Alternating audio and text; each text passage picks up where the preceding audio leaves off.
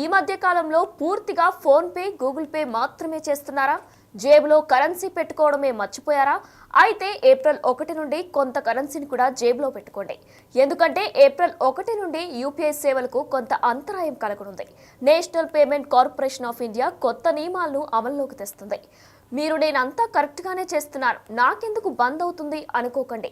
ఎందుకంటే మీరు కొంటున్న షాప్ లేదా మీరు పేమెంట్ చేయాలనుకున్న వ్యక్తి ఫోన్పే, గూగుల్ పే కానీ పేటిఎం లాంటి యూపీఐ బేస్డ్ సిస్టమ్కు అంతరాయం ఏర్పడి ఉండవచ్చు.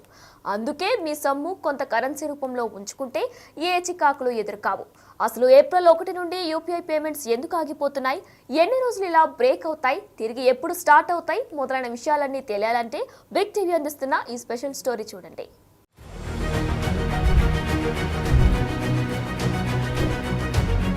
ఈ మధ్య కాలంలో యూపీఐ డిజిటల్ పేమెంట్స్ రోజురోజుకు పెరుగుతున్నాయి. వినియోగదారుల భద్రతకు సంబంధించి ఎన్పీసీఐ ఎప్పటికప్పుడు కొత్త నియమాలను అందుబాటులోకి తీసుకొస్తున్నది. ఈ కొత్త నియమాలు ఏప్రిల్ 1వ తేదీ నుంచి అమల్లోకి రానున్నాయి. ఈ కొత్త నియమాలు Google Pay, PhonePe, Paytm లాంటి చెల్లింపు యాప్ల వినియోగదారులను ఇవి ప్రభావితం చేయనున్నాయి. National Payment Corporation of India NPCI చాలా రోజులుగా వాడని యూపీఐకి లింక్ చేయబడిన మొబైల్ నెంబర్లను బ్యాంక్ ఖాతా నుండి తొలగిస్తామని తెలిపింది. బ్యాంక్ ఖాతాకు వాడుకలో లేని ఫోన్ నెంబర్తో లింక్ ఉన్నట్లయితే వాటిని తొలగించనున్నారు. బ్యాంకు లింక్ లో లేని ఫోన్ నెంబర్లు, వాడుకలో లేని ఫోన్ నెంబర్లతో యూపీఐ లావాదేవీలు చేస్తుంటే వాటిని ఏప్రిల్ 1వ తేదీ నుంచి నిలిపివేయనున్నారు.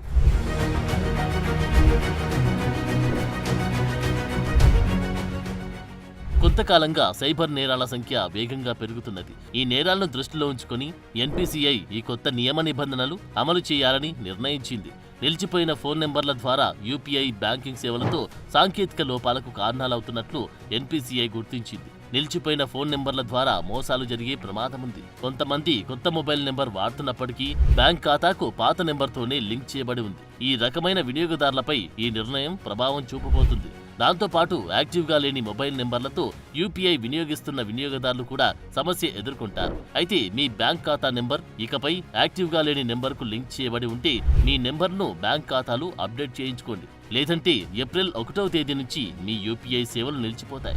ఎందుకైనా మంచిదని కొంత కరెన్సీని కూడా జేబులో ఉంచుకోండి. ఎందుకంటే మీరు చెల్లించాల్సిన వారు రిసీవ్ చేసుకోలేకపోయినా ఇబ్బంది ఉండదు. For more videos like this, subscribe Big TV channel.